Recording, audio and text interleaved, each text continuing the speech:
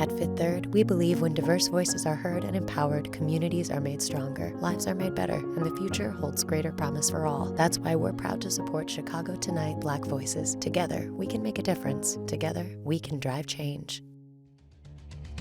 Chicago Tonight Black Voices is made possible in part by Fifth Third Bank and by the support of these donors.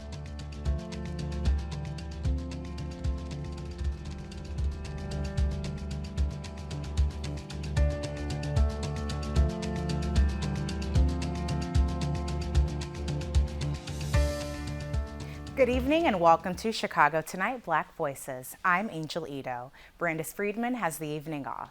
Thanks for sharing a part of your weekend with us. On the show tonight, in a year unlike any other, public art has blossomed on Chicago's streets. We'll talk to artists about how art has the power to inform and educate as well as beautify.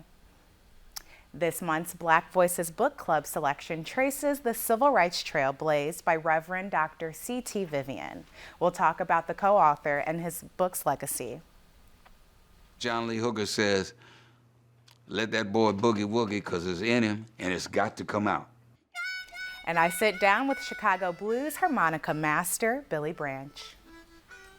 First off tonight, the pandemic and the protests of the last year have brought turmoil to our city, but also a flourishing of public art, especially murals. And in Chicago, murals that originate and resonate with their communities has a long tradition, beginning with the famous 1967 Wall of Respect in Bronzeville, which depicted Black luminaries. Today, themes of justice, pride, and community have blossomed into murals on Chicago streets and storefronts, creating a constantly evolving and thought-provoking backdrop for a tumultuous year.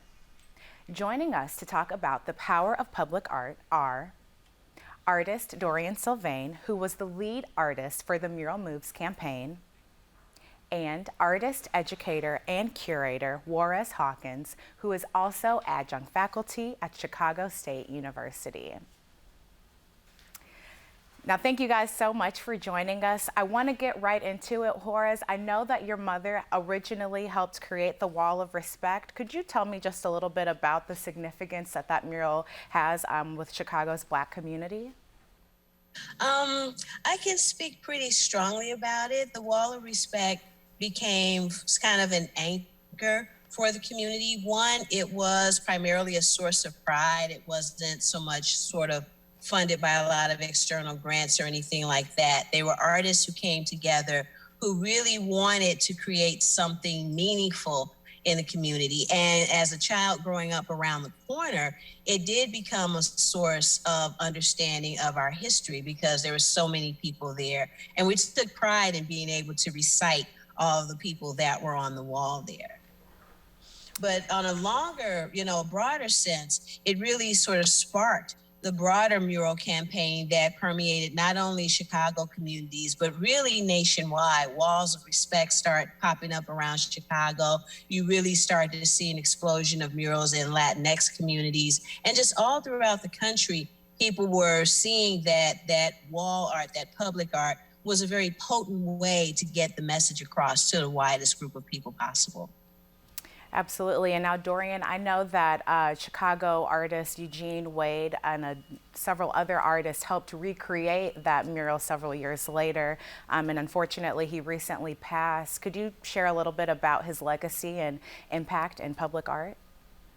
Yeah, well, Eugene Ida, it was what we in the artist community called him, Ida Wade, was a giant figure in the public arts movement, a giant figure in the Black community movement that grew into the Black arts movement.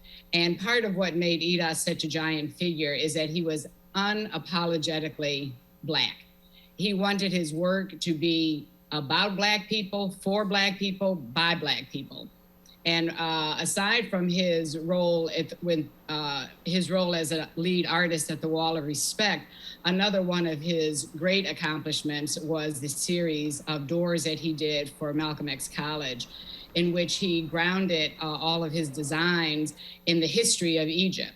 And it was a moment, just like in the 60s, where he claimed the history as a framework to talk about Black greatness and to be an inspiration for the young Black community that was a student body of Malcolm X at the time. They were able to enjoy his work for decades. Now, Warris, can I ask what you would say the importance of public art is in public discourse today? It has a lot of roles, and the more important ones move beyond just decoration. If you were looking at, say, just 71st Street and Jeffrey, one of the projects of mural moves, for example, it brought a lot of brightness to that corner, a lot of vibrancy. And now you see murals popping all the way down 71st Street, down from that corner. So it certainly gives a sense of hope. It lends inspiration, but it also has the power to communicate. A lot of what we saw in Brother Ida's work was that pride in heritage and pride in our accomplishments and things like that. And that really permeated his work really throughout his life, from the Wall of Truth through the projects that he collaborated on with William Walker, all the way through the Doors and those murals. Now, Doreen, I would like to ask, I mean, I know that public art provides a sense of agency for artists that traditional institutions don't provide, but thinking about the fact that they are not long-term, would you say that that is an advantage or a disadvantage? Well, you know, I guess it does depend on how you're looking at it. As a painter myself, I kind of just understand that that's a par for the course, as they say, is that the paint will weather, it will fade, it will flake off, you know, so it's not as permanent of a medium, say, as mosaic would be. However, sometimes art is just a reflection of its moment, of its time. Kind of as children, we are also children of our time, and we speak to our experience. So I think that there's still something very special about a mural, and even watching its lifespan, you know, go from a brand new iteration to something that has over time become a very integral part of a community. And maybe we're watching its weathering, we're watching its aging. I am a proponent for restoration, so I don't always want to see murals have this long, slow death. You know, I do believe that there's time and space for intervention.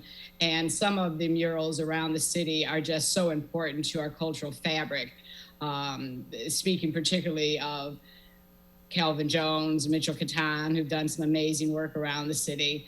We need to hang on to that. I think it has value for future generations.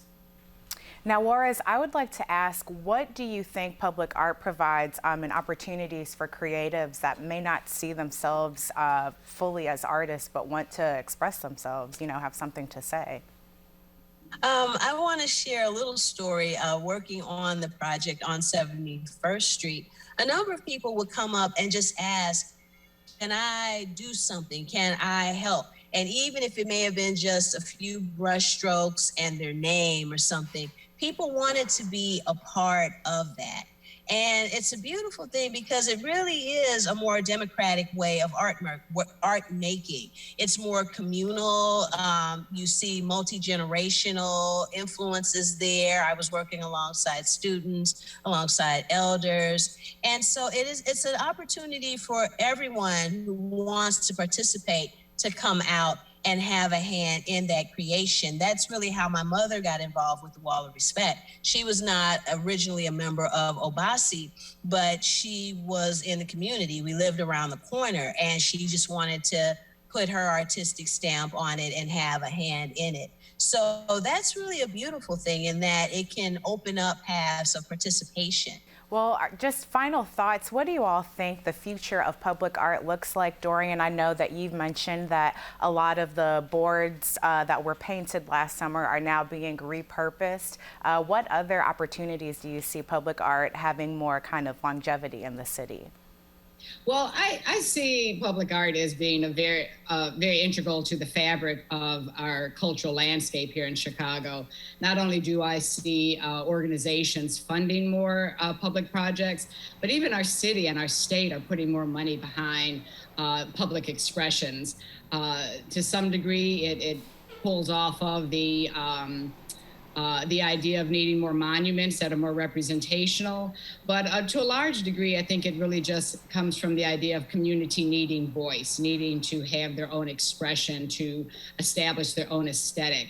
And so I feel very good about it. I see more and more public art happening all the time. Well, thank you so much, ladies. I think that'll do it for us. Our thanks to Dorian Sylvain and Juarez Hawkins for joining us. Thank you. Thank you.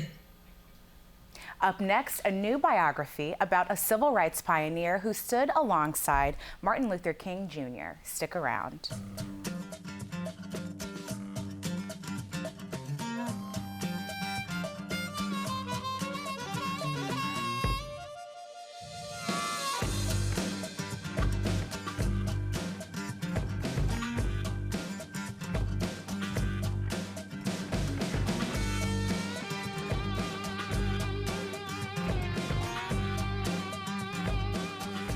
Dr. Martin Luther King Jr. called minister and fellow civil rights pioneer Dr. C.T. Vivian, quote, the greatest preacher to ever live. But well before his work alongside King and other activists across the country, Vivian was participating in nonviolent protests here in Illinois, starting with a 1947 sit-in demonstration at Bishop's Cafeteria in Peoria. Now, Vivian died in 2020 at 95 years old, just as he was nearing completion of his memoir, leaving co-author Steve Pfeiffer to finish the book. Now, the result of their collaboration is this month's Black Voices Book Club selection.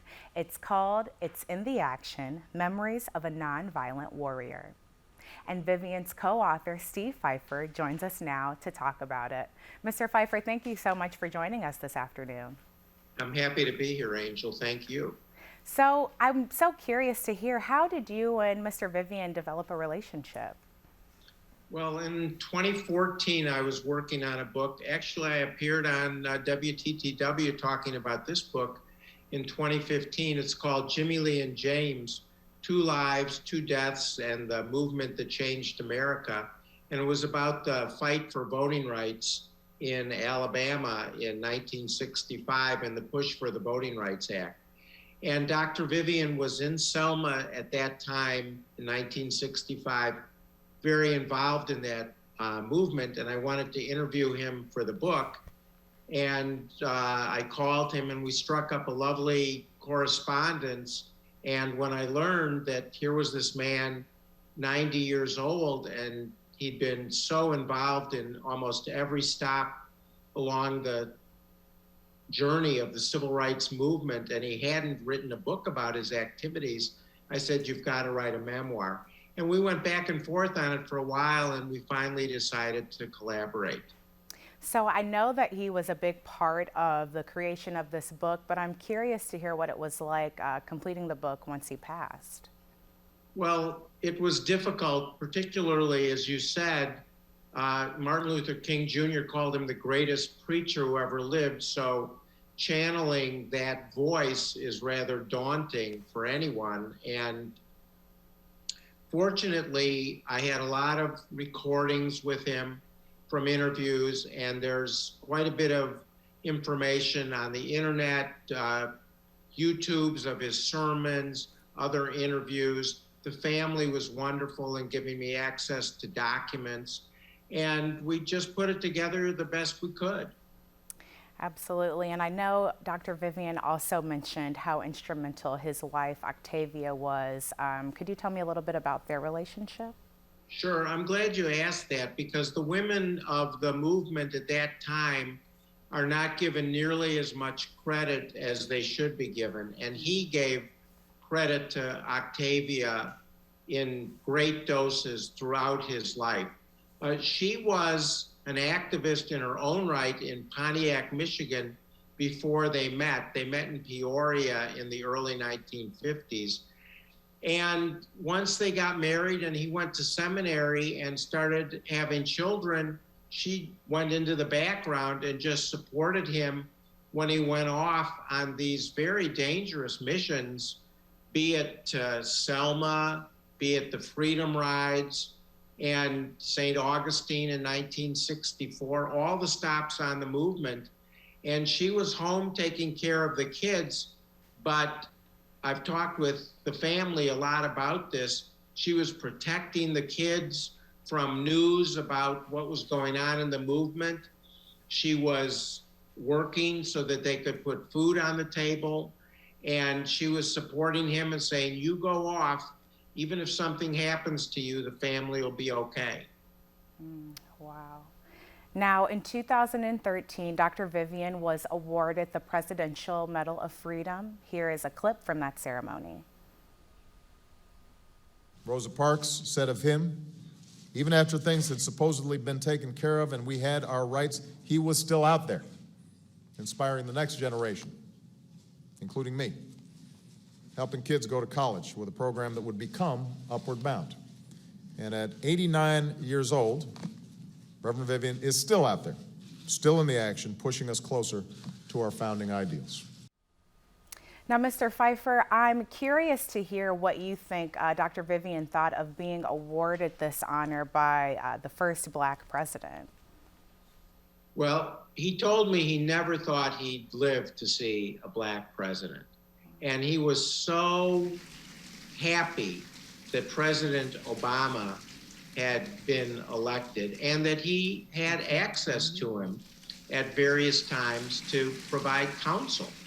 And he was just so honored to be in the company of other recipients of this award, like John Lewis, is another fellow Atlantan, Hank Aaron, and all the other wonderful movement leaders who had preceded him.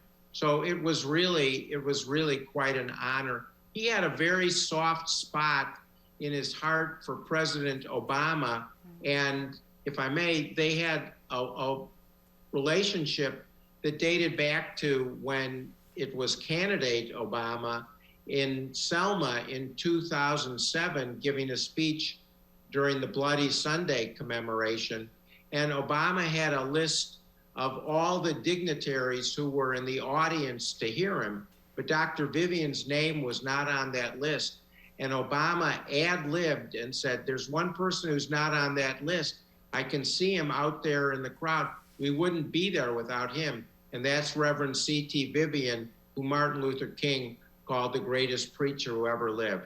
And Dr. Vivian said he actually got tears in his eyes when candidate Obama recognized him. It's so interesting that you bring that up, because I wanted to end this conversation just picking your brain on why you think that Dr. Vivian hasn't received, the same recognition as a lot of civil rights leaders.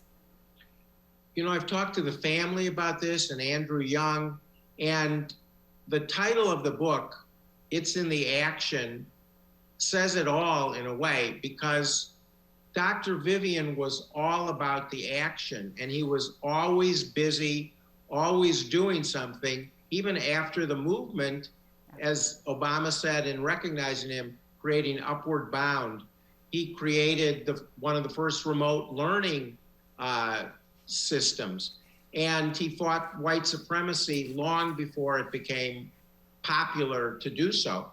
And I think that he just was so busy and also a very humble man that he just didn't have time or think he was kind of worthy to do a memoir. And it couldn't be further from the truth. This is, I believe, a really important book to inspire a whole new generation of people to be active. Now, again, the name of the book is It's in the Action, Memories of a Nonviolent Warrior. You can read an excerpt on our website, and thanks to Steve Pfeiffer for joining us. Thank you, Angel. Now, Chicago's music scene is slowly reopening, and one local artist is wasting no time getting back on stage. Chicago blues legend Billy Branch shares some of his life highlights with us as he returns to performing live once again.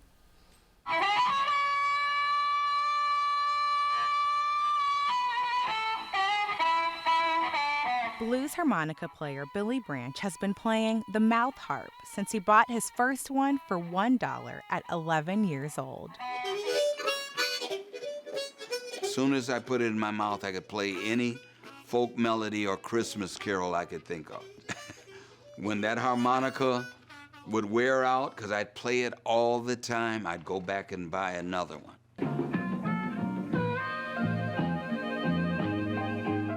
This natural skill quickly turned into a passion. Branch went on to play professionally for blues legend Willie Dixon and the Chicago Blues All-Stars for 6 years. Gonna make these pretty women jump and shout. It was after playing at the Berlin Jazz Festival in 1977 with Dixon and several others that Branch's own group, Billy Branch and the Sons of Blues, was born. I consider it amazing to have played with such legendary greats, Willie Dixon and Bo Diddley, Otis Rush, Junior Wells. These are the guys that laid the groundwork for the big rock scene and rock and roll.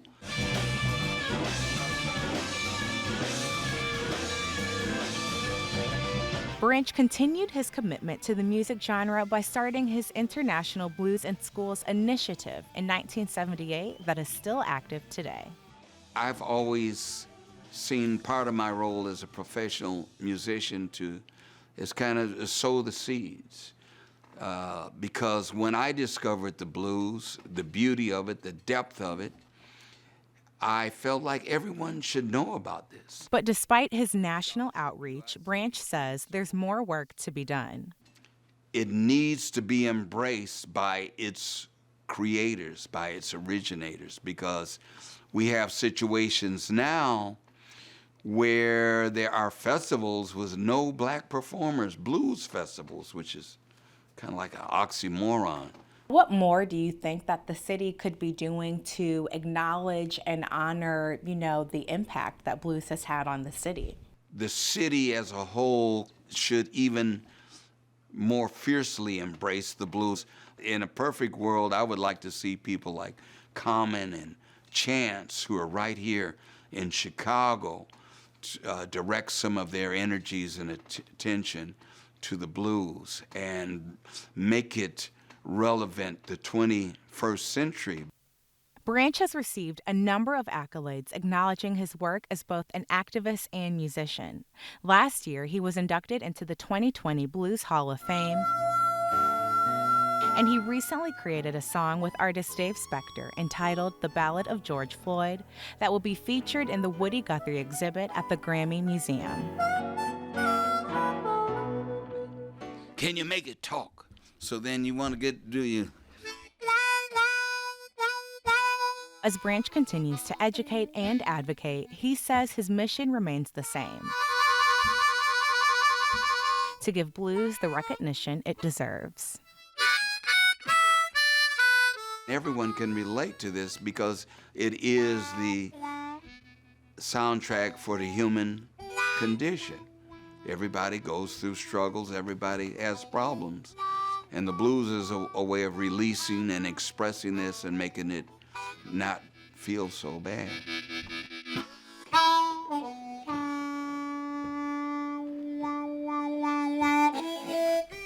Now, as we mentioned, Branch was inducted into the Blues Hall of Fame last June. Visit our website to read what the organization had to say about his contribution to the blues. A Gary, Indiana native made history at last Sunday's Academy Awards. Hairstylist Mia Neal, along with her colleague Jamaica Wilson, became the first Black woman to win an Oscar for hair and makeup styling in their work on the film Ma Rainey's Black Bottom. In her acceptance speech, Neal paid tribute to her grandfather. I was raised by my grandfather, James Holland. He was an original Tuskegee Airman. He represented the U.S. in the first Pan Am Games. He went to Argentina. He met Evita. He graduated from Northwestern University at a time that they did not allow Blacks to stay on campus, so he stayed at the YMCA. And after all of his accomplishments, he went back to his hometown in hopes of becoming a teacher, but they did not hire Blacks in the school system. So I want to say thank you to our ancestors who put the work in, were denied, but never gave up. And I also stand here as Jamaica and I break this glass ceiling with so much excitement for the future.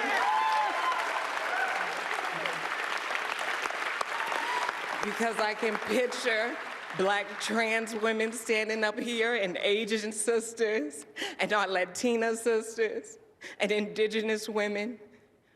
And I know that one day it won't be unusual or groundbreaking, it will just be normal. Now, Brandis Friedman spoke with Mia Neal when she first received her Oscar nomination. You can watch that full interview on our website. And that's our show for this Sunday night. Be sure to check out our website, WTTW.com/news, for the very latest from WTTW News. And join Paris Schutz and Brandis Friedman this week at 7 on Chicago Tonight. And we leave you tonight with some more from Chicago blues legend Billy Branch. Now, for all of us here at Chicago Tonight Black Voices, I'm Angel Ito. Thank you for sharing a part of your weekend with us. Stay healthy and safe. Good night.